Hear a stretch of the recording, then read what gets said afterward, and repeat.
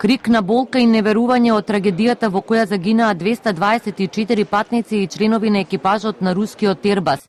Во Синај започна пренесувањето на жртвите во Каиро, од каде ќе бидат транспортирани во Санкт Петерсбург.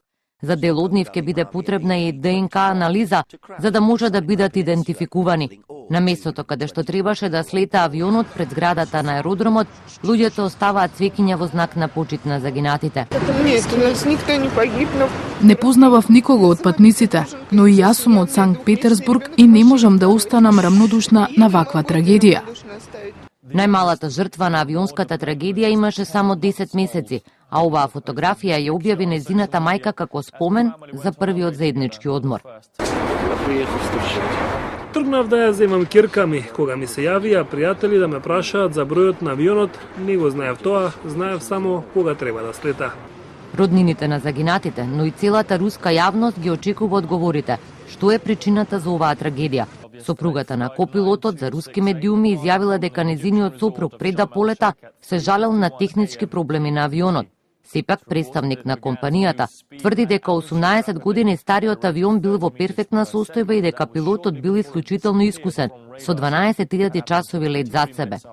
Истрагата која ќе ја водат египетски и руски истражители со тимови од Франција и Германија, освен прислушувањето на црните кутии, најавија дека ќе го проверат и квалитетот на горивото, а ќе ги испрашаат и сите кои го следеле движењето на авионот од контролата на лет.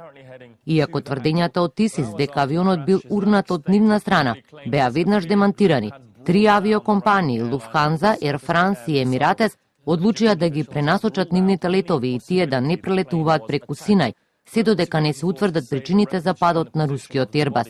Светски експерти ја отфрлаат ваквата можност пред се поради фактот дека авионот бил на надморска височина која е недостапна за било кое противавионско оружје, а од друга страна тврдат дека припадниците на ИСИЛ немаат такво вооружување.